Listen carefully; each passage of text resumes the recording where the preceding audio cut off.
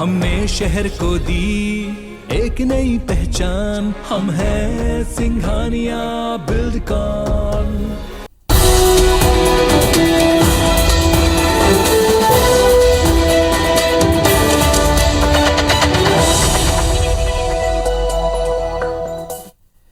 नमस्कार, स्वागत है आप सबका। मैं पुनीत पाठक और रात 10 बजे में दिन भर की तमाम बड़ी खबरें विस्तार से देखते हैं। आखिरी चरण का मतदान हो चुका और इसके बाद 5 राज्यों में क्या नतीजे आएंगे, इसको लेकर अलग अलग एजेंसियों का सर्वे सामने आ गया। एग्जिट पोल के नतीजे सामने आए और इसमें ज्यादातर सर्वे उत्तर प्रदेश, जो सबसे बड़ा राज्य है, वहां बीजेपी की सरकार बनने का अनुमान जताया जा रहा है। इधर पंजाब में एक्सिस माई इंडिया ने आम आदमी पार्टी की पूर्ण बहुमत के साथ सरकार आने का अनुमान लगाया, जबकि सी वोटर ने किसी को स्पष्ट बहुमत मिलता नहीं दिखाया। एक और सर्वे एजेंसी सीएनएक्स के मुताबिक कांग्रेस पंजाब में बहुमत के करीब पहुंचेगी और सबसे बड़ी पार्टी भी होगी। वहीं गोवा में एक्सिस माई इंडिया ने कांग्रेस को आगे बताया तो सी वोटर और सीएनएक्स ने बीजेपी को आगे दिखाया। हालांकि किसी को भी स्पष्ट बहुमत मिलता नजर नहीं आया। वहीं उत्तराखंड में एक्सिस माई इंडिया के मुताबिक बीजेपी को बढ़त है, जबकि सी वोटर के मुताबिक कांग्रेस को बढ़त है, वो सरकार बना सकती है। इधर पूर्व के राज्य मणिपुर विधानसभा में ज्यादातर सर्वे बीजेपी गठबंधन को आगे बता रहे हैं।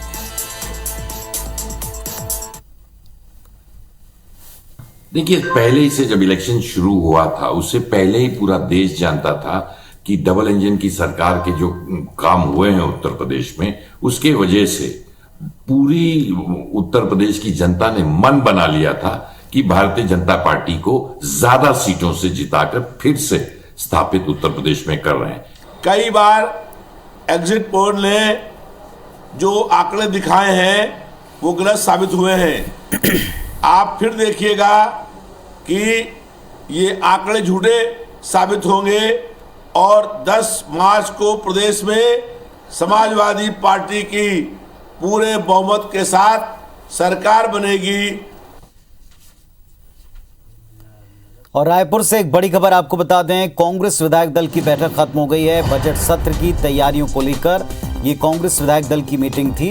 सदन में सभी विधायकों को मौजूद रहने का निर्देश है। मंत्रियों को होमवर्क करके सदन में आने के लिए कहा गया है। नए सदस्यों को सक्रिय भूमिका निभाने के लिए कहा गया है। विधायकों ने मानदेय वृद्धि और जमीन आवंटन की मांग उठाई। नए विधायक चाहते हैं कि आवास और जमीन आवंटन को लेकर उनकी बात मानी जाए। सबसे पहले सबकी उपस्थिति 100% रहनी चाहिए। दूसरा, भाग लेना हर विषय पे हमारे माननीय सदस्यों को उन्होंने उम्मीद की। तीसरा, सरकार के इतने सारे कार्यक्रम हैं, उसको लेकर के अभी जो विभिन्न विभागों की चर्चाएं होंगी उसमें माननीय सदस्य भाग लें। चौथा, प्रतिपक्ष के द्वारा जो लगातार एक प्रयास करने की कोशिश की जा रही है कि सदन में सरकार को घेरेंगे, सरकार के खिलाफ माहौल बनाएंगे, तो आदरणीय मुख्यमंत्री जी ने अपने संबोधन में स्पष्ट किया कि हमारे इतने कार्यक्रम हैं, अब तो पूरा देश गुजरात मॉडल को भूल के छत्तीसगढ़ बात करना है। और हमारे सहयोगी संदीप इस वक्त हमारे साथ में जुड़ रहे हैं, सीधे उनसे पूछते हैं क्या किस तरह का अपडेट रहा है, किस तरह विधायकों को ताकीद की गई सत्र को लेकर, बताएं संदीप।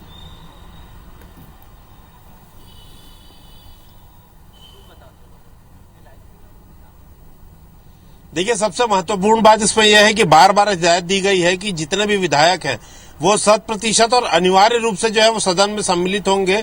पूरे सत्र भर उनको वहां पर मौजूद रहना है और इसमें कोई भी कोताही ना बरते।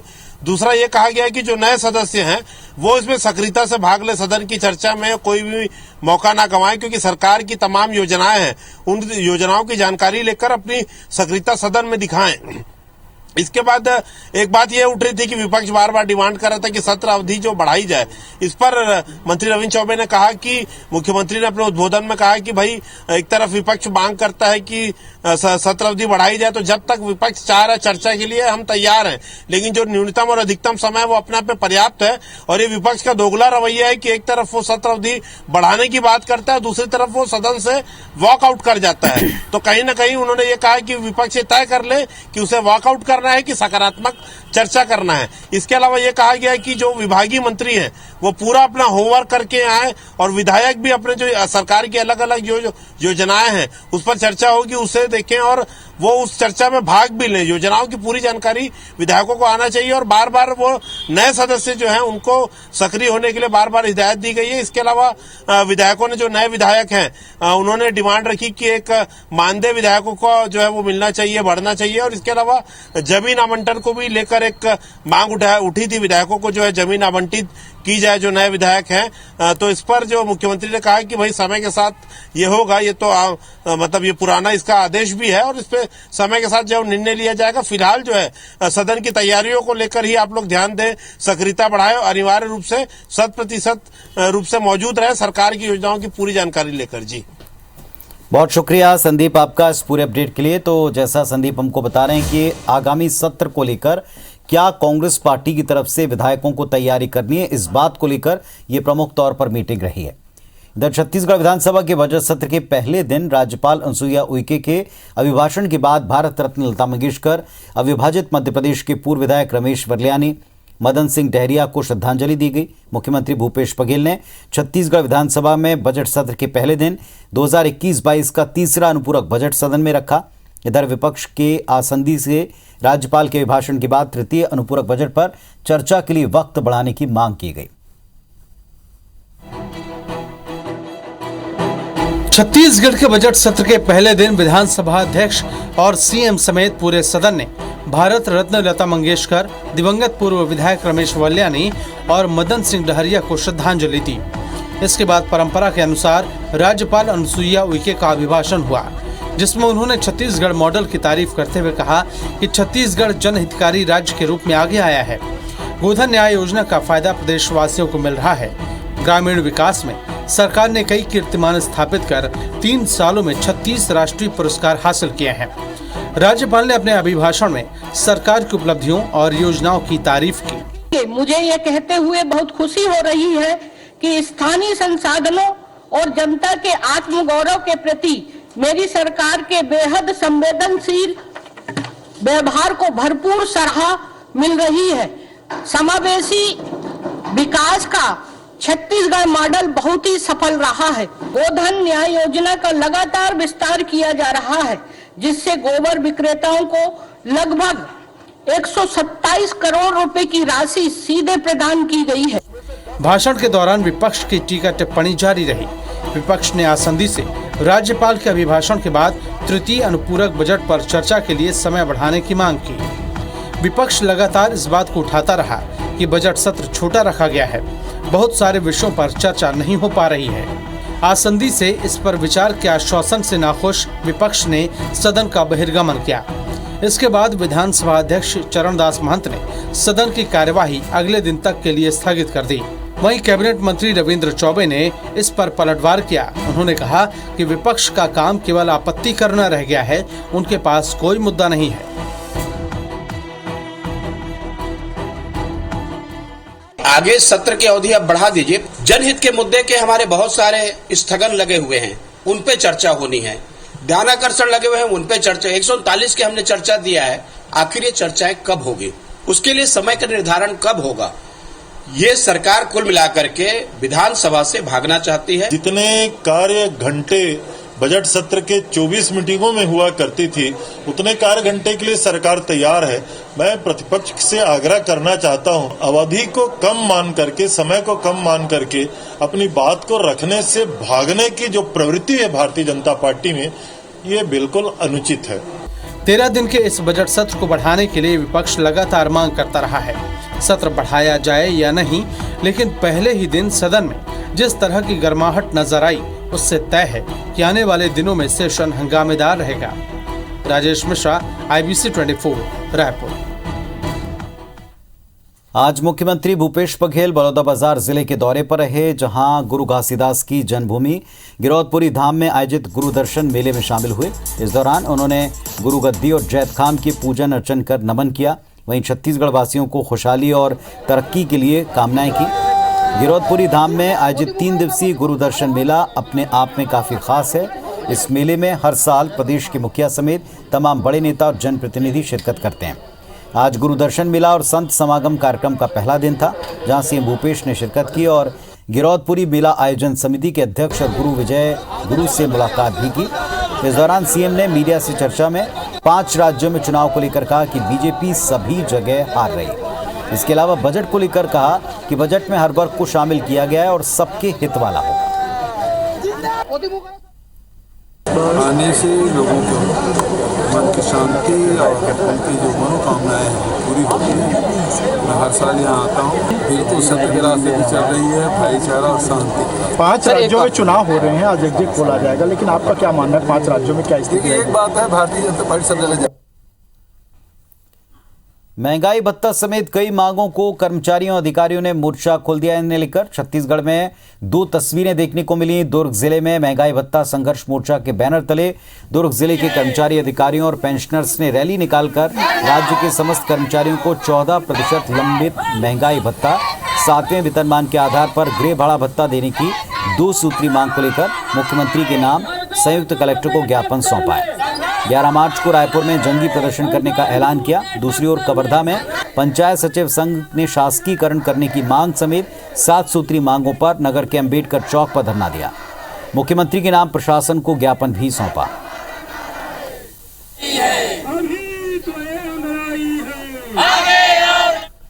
और चलिए अब देखते हैं दिन की बिग न्यूज।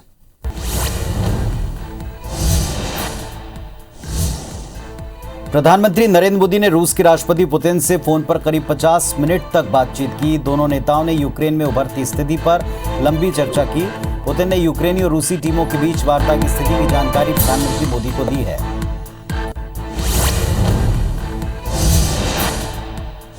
यूक्रेन में रूसी सेना के हमलों के बाद चीन ने बड़ा बयान दिया। चीन ने कहा कि वो रूस और यूक्रेन के बीच शांति वार्ता को बढ़ावा देने में रचनात्मक भूमिका जारी रखेंगे।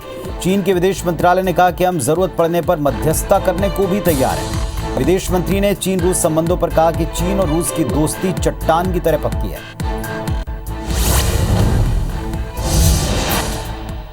रूस और यूक्रेन के बीच जारी युद्ध का 12वां दिन आज रहा। यूक्रेन युद्ध को लेकर इंटरनेशनल कोर्ट में सुनवाई शुरू हो चुकी है। हालांकि रूस इस सुनवाई में हिस्सा नहीं ले रहा। ये सुनवाई आज और कल 2 दिन चलेगी। रूस ने पूरी यूक्रेन में सीज फायर का ऐलान किया। ये सीज फायर 12:30 बजे से शुरू होगा। महाराष्ट्र सरकार के मंत्री और एनसीपी नेता नवाब मलिक को मुंबई की विशेष अदालत ने 14 दिन की न्यायिक हिरासत में भेज दिया। ईडी ने 23 फरवरी को Dawood Ibrahim money laundering case में उनको गिरफ्तार किया था। नवाब मलिक ईडी की हिरासत खत्म होने पर उन्हें न्यायिक हिरासत में भेज दिया गया क्योंकि जांच एजेंसी ने उनकी और रिमांड नहीं मांगी।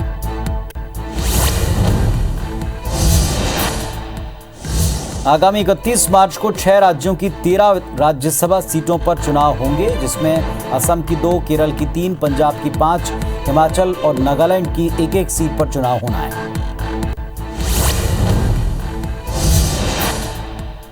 प्रधानमंत्री नरेंद्र मोदी के संसदीय निर्वाचन क्षेत्र वाराणसी समेत उत्तर प्रदेश के 9 जिलों की 54 विधानसभा सीटों पर 7वें और अंतिम चरण का मतदान हुआ। उत्तर प्रदेश विधानसभा की 349 सीटों पर मतदान हो चुका है। 7वें और अंतिम चरण का मतदान भी संपन्न हो गया और 5 राज्यों में 10 मार्च को नतीजे आने वाले हैं।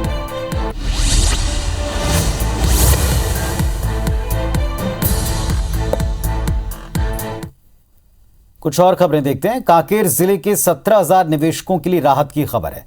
जिला एवं सत्र न्यायालय की विशेष अदालत ने एक बड़ा फैसला सुनाया। अनमोल इंडिया चिटफंड कंपनी की संपत्ति नीलाम करने का आदेश दिया है। साल 2017-18 में कांकेर कोतवाली पुलिस ने मामला दर्ज किया था, जिसमें अनमोल इंडिया कंपनी ने कांकेर जिले के 17,000 निवेशकों से 25 करोड़ से अधिक पैसे निवेश कराए। छत्तीसगढ़ सरकार की पहल के बाद कांकेर कलेक्टर की शिकायत आवेदन पर कोतवाली थाने में मामला दर्ज हुआ। अब कोर्ट ने अनमोल इंडिया की ग्राम पटौद, बेवरती और गोविंदपुर की लगभग 15 एकड़ कृषि भूमि की नीलामी का आदेश दिया। कंपनी ने अपने निवेशकों को दुगना चौगना पैसा होने का लालच देकर निवेश कराया था और उनके पैसों से प्रॉपर्टी भी खरीद ली। उन पर कांकेर पुलिस ने मामला दर्ज किया है। विशेष न्यायालय ने नीलामी का आदेश दे दिया है। जिला एवं सत्र न्यायाधीश ने अनमोल इंडिया कंपनी की जो प्रॉपर्टी थी उसे अत्यांतिक आदेश पारित करते हुए उसे कुर्की का आदेश प्रदान किया है। कुल कितनी जगह है? कुल लगभग एकड़ में देखा जाए तो 14-15 एकड़ के आसपास की प्रॉपर्टी है। सतना के बजराहा टोला में 24 घंटे के अंदर 2 लोगों की संदिग्ध हालत में मौत हुई है। वहीं 2 लोगों को गंभीर स्थिति में जिला अस्पताल में भर्ती कराया। बता दें आपको, हफ्ते भर में संदिग्ध परिस्थितियों में 3 लोगों की मौत हो चुकी है। तीनों मृतक एक ही मोहल्ले के रहने वाले थे। वैसे तीनों की मौत उल्टी दस्त के चलते हुई। आशंका है कि जहरीली शराब या फूड पॉइजनिंग इसके पीछे वजह हो सकती है। डॉक्टर्स के मुताबिक मृतक अत्यधिक शराब के नशे में थे। पुलिस शराब और फूड पॉइजनिंग दोनों एंगल पर जांच कर रही है। पुलिस के मुताबिक 3 मार्च को मोहल्ले में एक परिवार के घर में बरसी कार्यक्रम था, जिसमें मांस परोसा गया और तब लोगों ने जमकर शराब पी।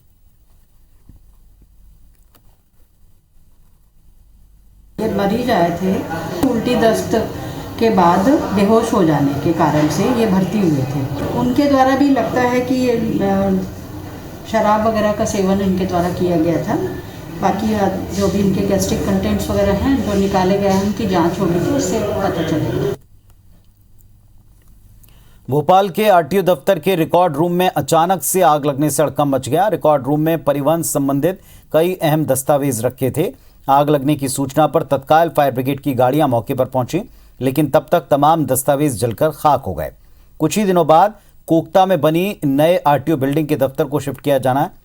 पुराने रिकॉर्ड्स ऑनलाइन करने के निर्देश थे, लेकिन इससे पहले तमाम दस्तावेज जलकर खाक हो गए। फिलहाल आग क्यों लगी, इसका खुलासा नहीं हुआ। इस घटना पर भोपाल परिवहन विभाग के जिम्मेदारों पर भी कई प्रश्न उठ रहे हैं।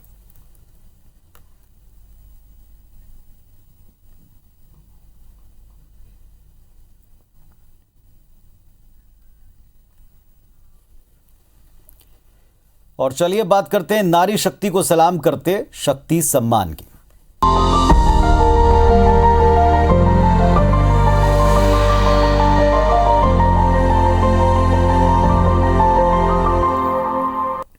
खबरों के साथ साथ IBC 24 ने हमेशा से सामाजिक सरोकारों को भी प्रमुखता दी और इसी क्रम में अंतर्राष्ट्रीय महिला दिवस के अवसर पर रायपुर में IBC 24 शक्ति सम्मान 2022 का आयोजन हुआ, जिसमें मुख्य अतिथि के तौर पर छत्तीसगढ़ की राज्यपाल अनुसुईया उइके शामिल हुई। विशेष अतिथि के तौर पर राज्य की महिला एवं बाल विकास मंत्री अनिला भेड़िया मौजूद रहीं।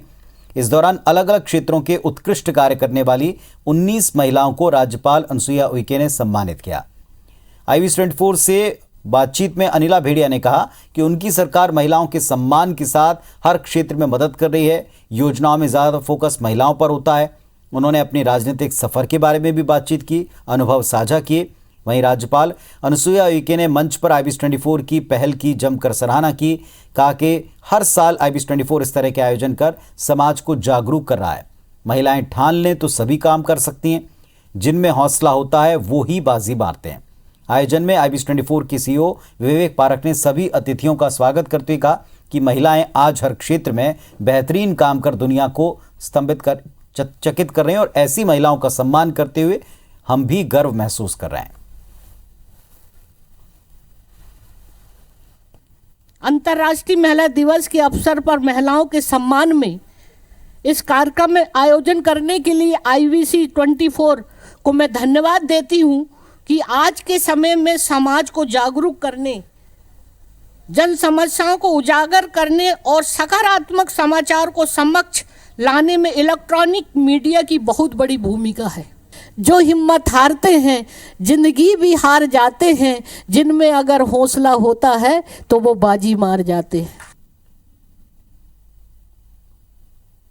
चाहे वो ग्रामीण क्षेत्रों में हो चाहे शहरी क्षेत्रों में हो, आप सब देख रहे होंगे कि गौठानों के माध्यम से हमारी महिला बहनें कितनी अच्छी काम कर रही हैं। कई उद्योग धंधे चालू कर लिए हैं। समझ के हमारे आदरणीय मुख्यमंत्री जी हर जगह महिलाओं के सहयोग करने के लिए खड़े हैं, हर जगह उनकी व्यवस्था करने के लिए खड़े हैं। जब भी अंतर्राष्ट्रीय महिला दिवस का मंच सजता है तो हम सब उन प्रेरक महिलाओं से रूबरू होते हैं जिन्होंने अपने नाम और काम को एक मुकाम तक पहुंचा चुका है। IBC 24 ने पिछले वर्षों की तरह विभिन्न क्षेत्रों में कामयाबी हासिल करने वाली महिलाओं ने अपना परचम लहराया है और उन्हीं को सम्मान देने का सिलसिला भी जारी है।